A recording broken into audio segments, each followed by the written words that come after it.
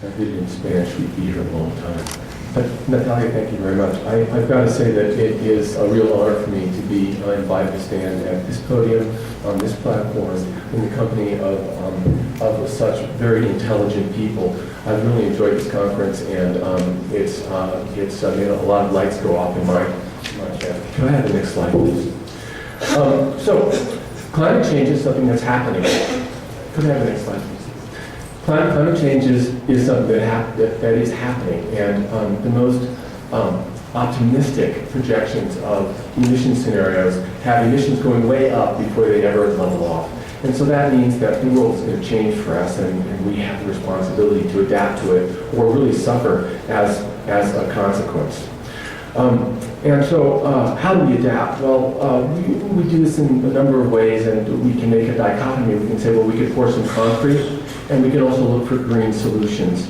And I don't wish to say that green solutions are the only solutions. Rather, I wish to say that green solutions complement concrete solutions, and we need to look for the right mix of those.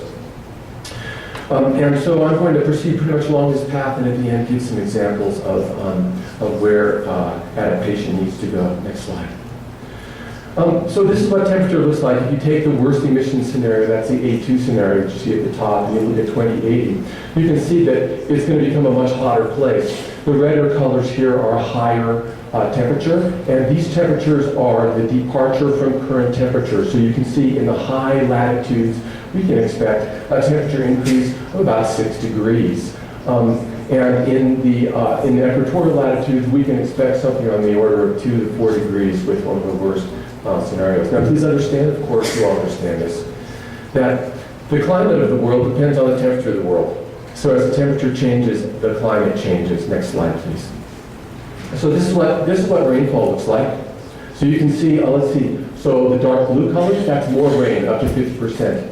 And the red, that's less rain, down to minus 50%. So you can see that we can expect more rain in the higher latitudes and less rain in the equatorial regions. And if we go to the next slide, please.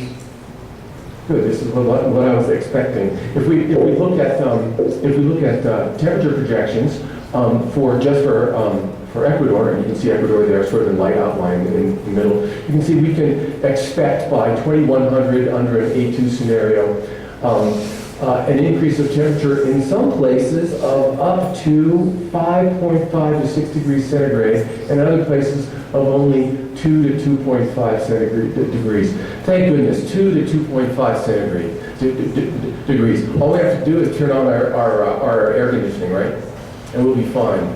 So if you work outside, you know that 2 to 2.5 degrees, that's a big temperature change. And unfortunately, when that happens, we won't all be able to turn on our air conditioners because there'll be a power failure. Next slide, please. At the level of Ecuador, here is one prediction for what's going to happen to rain. And so you can see that in Ecuador, there are some places where we can expect a lot more rain, and in some places we can expect a lot less rain. And I'm here today to tell you that whether it's more or whether it's less, it's bad news. Because we populated the countryside and we put in systems that are adapted for the level of rain that we now achieve, that we now receive. If we have less rain, we're going to have trouble with crops and industry. If we have more rain, we're going to have flooding. And so we really do have to prepare for this next. So here's just some scary statistics that you can just look at. Put this under your pillow at night, it'll help you sleep. So by 2100, we might expect sea level to increase by as much as 0.8 meter. Of course, and this will cause flooding in coastal areas.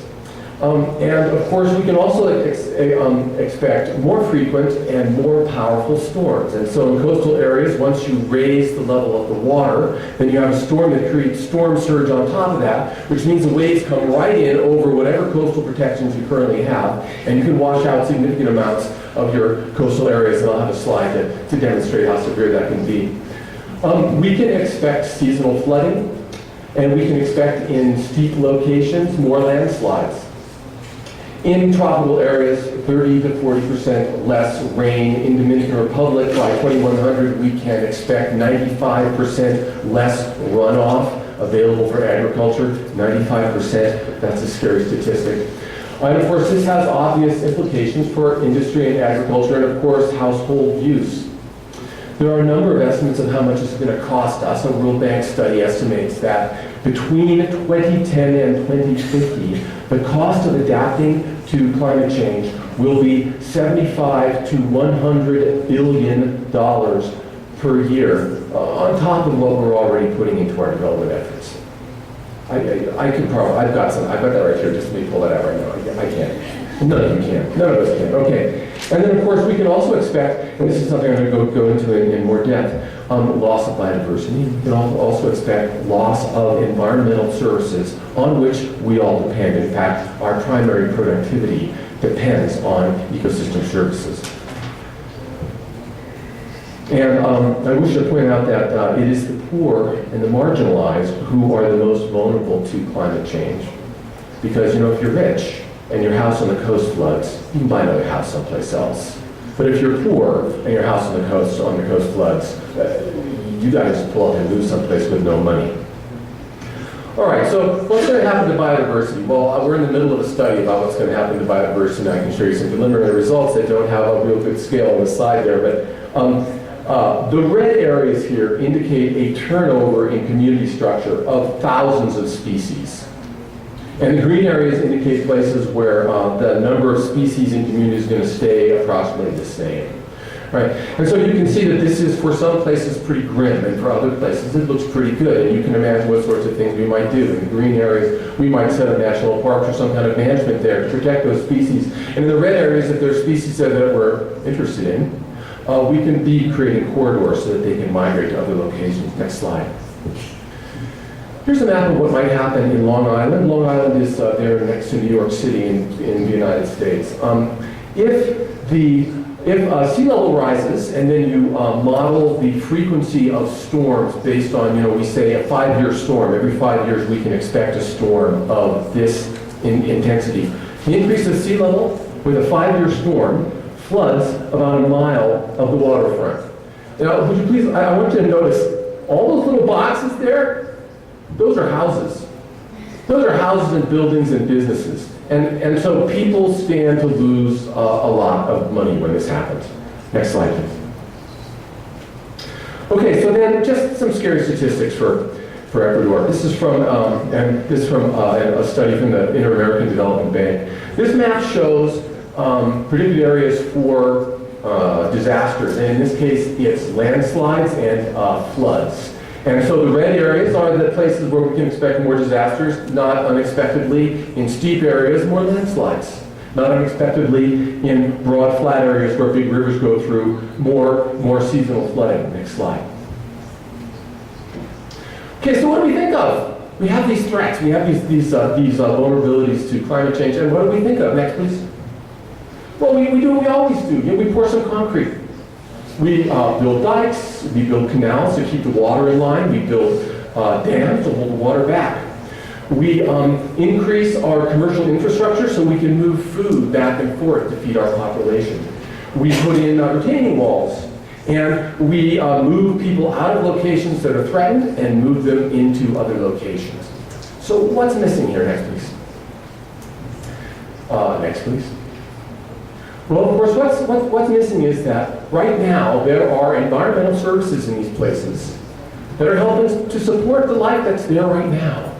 And yes, concrete. Yes, we're going to need concrete. But let's think about the environmental services too, and let's think about the impacts of climate change on those environmental services. And think about what can we do to keep those environmental services going to support society there for a little bit longer. What sorts of things can we do? Well, if we're worried about coastal flooding, let's restore coastal mangroves that absorb floodwaters during storms.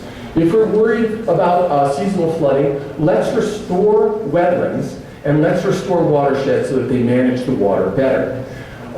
If we're worried about hunger, well, let's work on better practices of agriculture in the places that we're currently doing agriculture with the people who are currently doing it there and keep them doing it as long as possible. And if we're worried about landslides, well, let's do some reforestation in those landslide-prone areas. Next.